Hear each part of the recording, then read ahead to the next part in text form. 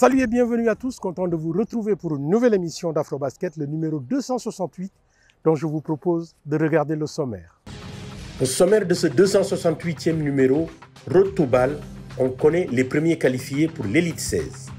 Ensuite, tirage au sort des TQO, un groupe relevé pour nos représentants du Nigeria et du Sénégal. Enfin, FIBA Afrique a rendu un vibrant hommage à son président émérite, le professeur Alain Ekra. La passion est de retour, je vous en parlais lors de notre dernier numéro, avec le retour de la Road to Ball. On commence par le groupe E à Madagascar. Michael nous fait le point qui s'est qualifié à ce groupe. Madagascar accueillait les matchs de la division Est, le groupe E du Road to Ball. 3 équipes ont répondu présent, tous issus de l'océan Indien. La Cospienne Madagascar, Bovalan Heat Seychelles et Ushindi de Wani de Comores. Rochebois Warriors Sport Club de Maurice qui aurait pu participer également a désisté. Première journée, c'est les 2 équipes visiteurs qui ont ouvert le bal. Bovalan Heat Seychelles et Ushindi de Wani de Comores. Un premier carton très accroché entre les 2 équipes. Seychelles semble tenir la corde, emmené notamment par Unedi James au lycée, 27 points dans ce match. Ushindi Comores tente de sauver l'honneur. Kamardine Bentafi, 14 points, meilleur joueur de son équipe, tente de sonner la révolte. Deuxième période, toujours Bentafi, très efficace dans le jeu en transition. Mais son duel face à James au lycée est perdu d'avance. Celui-ci est trop efficace. Le collectif séchellois se charge du reste. Victoire finale, 82-60 de Bovalan Heat Seychelles. Le lendemain, entrée en scène de la Cospienne Madagascar face aux Comoriens de Ushindi de Wani de Comores. Ce dernier n'a pas le choix, seule une victoire avec un écart conséquent peut encore les faire rêver d'une qualification pour l'élite 16. Sauf qu'en face, c'est le grand favori de ce groupe E. Et dès le début du match, les Comoriens sentent que la soirée va être longue. Après James au lycée, c'est Bishop Coulter qui s'occupe de leur cas. La Cospienne, équipe de la police nationale locale, s'envole au score. Le garbage time commence dès le deuxième quart-temps. Le coach Julien Chénion fait rapidement tourner son effectif. Victoire large 87-52 pour la Cospienne. Le ticket pour l'élite 16 à Johannesburg se jouera donc entre Bovalan Heat Seychelles et la Cospienne Madagascar. 2 équipes qui ont les atouts pour représenter comme il faut l'océan Indien à l'élite 16. C'est l'équipe de la police nationale qui dégaine en premier. Mais à l'image de ce coast-to-coast d'Ervin Agatine, les Seychellois s'accrochent. Malheureusement pour les Noirs, Bishop Coulter sort encore un masterclass. Victoire facile du club malgache, 76-57. Qualification acquise et, avant l'élite 16, le rêve de se qualifier à la phase finale de la balle. Ouais, premièrement, c'est ma fierté et c'est notre fierté, nous, police nationale, tous les encadrements, le coach, le président, tout ça, le ministre. Et j'espère que cette année-ci, on va y aller, quoi.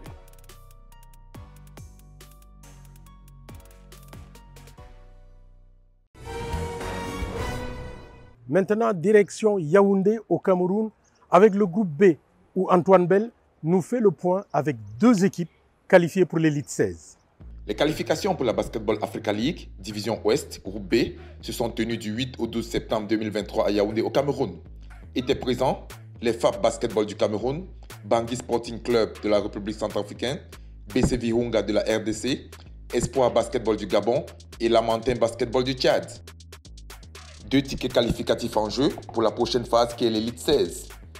Toutes les équipes se sont rencontrées, à l'exception de Lamantin Basketball du Tchad qui a déclaré forfait après la 2e journée.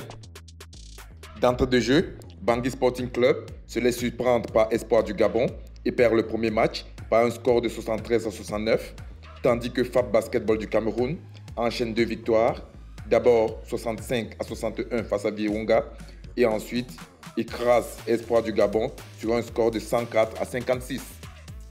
Remobilisés et boostés à fond, les Centrafricains de Bangui Sporting Club dominent Virunga Basketball de la RDC sur un score de 82-39 lors de leur second match. Tout se joue donc lors de la dernière journée. Espoir Basketball du Gabon, en quête d'une seconde victoire, mène le jeu pendant 3 quarts-temps face à BC Virunga de la RDC avant de se laisser dépasser. Score 79-76. Espoir tombe et Virunga a sa première victoire dans ses qualifications. Annoncé comme choc au sommet du groupe, le match FAP Bangui Sporting Club tient toutes ses promesses. Les deux équipes se rendent coup pour coup, au grand plaisir des supporters venus nombreux. Le suspense va jusqu'au bout et c'est au Money Time que tout se décide. Victoire de Bangui Sporting Club, 88 à 87, face à FAP Basketball du Cameroun. Moi, je pense que ça a été le collectif. On est vraiment revenus en groupe, on a vraiment fait le job ensemble. Je pense que c'est plutôt défensivement qui nous a permis de qualifier pour le prochain tour. Je pense que notre secret, ça a été notre défense. Notre défense, le coach a longuement insisté sur cet aspect-là, la défense, parce que vous savez, en attaque, bon, on peut tout gérer en attaque. Mais il a insisté sur la défense et je pense que ça a été notre force première. Bangui Sporting Club et FAP Basketball du Cameroun sont donc qualifiés pour l'élite 16 qui se tiendra du 31 octobre au 5 novembre à Yaoundé, au Cameroun.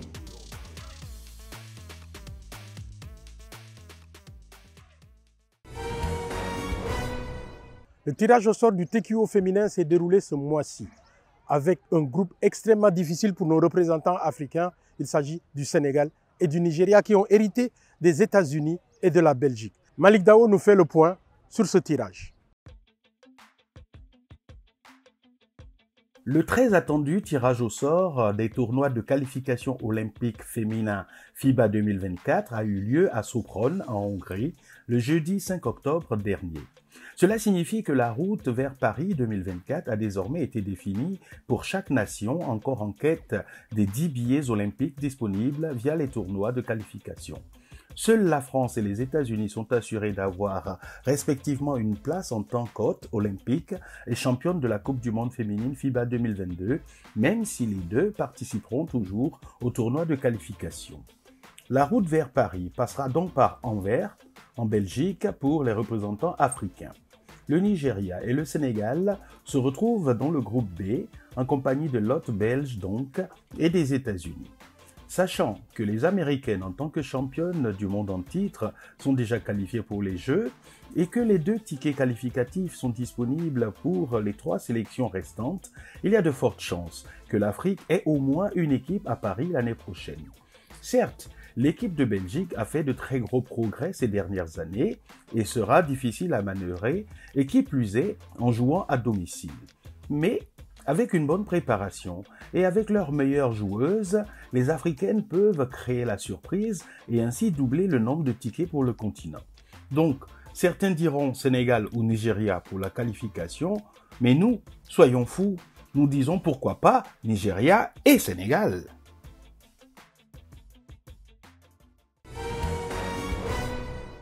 Après Bamako pour les garçons, le Youth Camp régional a posé ses valises à Kigali au Rwanda. Comment cela s'est-il passé? On regarde. Après le FIBA Regional Youth Camp Garçons au Mali, FIBA Afrique, dans le but de poursuivre son initiative de développement sur le continent, pose ses valises à Kigali au Rwanda pour l'organisation du Youth Camp Régional U16 filles.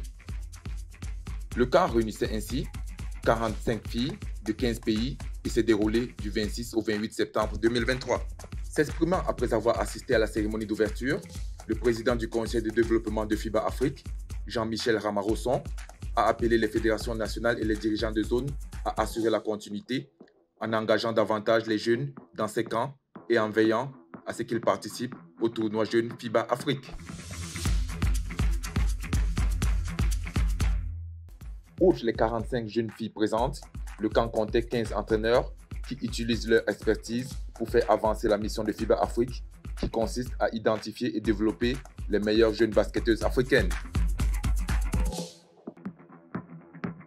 Le camp se concentre également sur les capacités de leadership des jeunes, les organisateurs cherchant à les préparer à devenir des grandes joueuses sur le continent et au-delà, tout en laissant un impact positif sur l'environnement. À l'issue de ce camp, la Malienne Suzanne Dembélé a été élue MVP. Dembélé faisait partie de l'équipe malienne qui a remporté le titre féminin FIBA Afrique U16 en 2022. Ce FIBA Regional Youth Camp Girl a donc pris fin le 28 septembre 2023, devenant peu à peu un événement incontournable dans l'univers du basketball africain. FIBA Afrique a rendu un vibrant hommage au professeur Alain Ekra, président émérite de la FIBA Afrique, qui nous a quittés. On regarde. Madame Alain Ekra, chers membres de la famille Ekra, nous sommes là ce soir pour rendre un hommage mérité à un grand dirigeant, mais avant tout, un grand homme. D'abord, bienvenue dans cette maison, qui est la maison du basketball africain. C'est la maison, je dirais, de l'Afrique, avec ses 54 pays. Et je voudrais vous dire que nous sommes dans ce siège que le président Ekra et ce monsieur qui est assis à côté ici de Nyang, président Palinfo, nous ont permis de construire. Sans Ekra, sans Palinfo, cette maison n'existerait pas. Aujourd'hui, mon message le plus important, c'est qu'en tant qu'être, si vous acceptez de venir dans ce bas monde, il faut accepter de partir. Aujourd'hui, nous témoignons notre collaboration avec le professeur Alain Ekra, qui a donné toute sa vie au sport en général, mais en particulier le basket qui nous concerne, qui nous intéresse. En un mot, comme souvent j'aime l'appeler, mon beau. Il était jeune, il était adulte, il était vieux. Ça, c'est Alain. Il a été une figure marquante du basketball africain, de par son dévouement sans relâche à la cause de notre sport.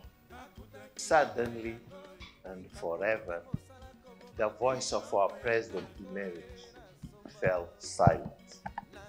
How to accept that the African basketball family has lost one of its baobabs?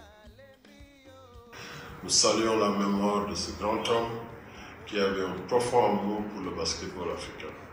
Nous exprimons encore une fois notre plus profonde sympathie. Nous avons perdu une grande personnalité.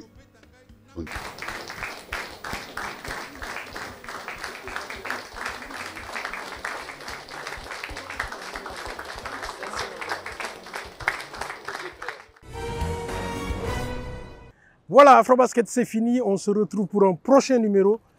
Restez fidèles à la suite de nos programmes. Au revoir.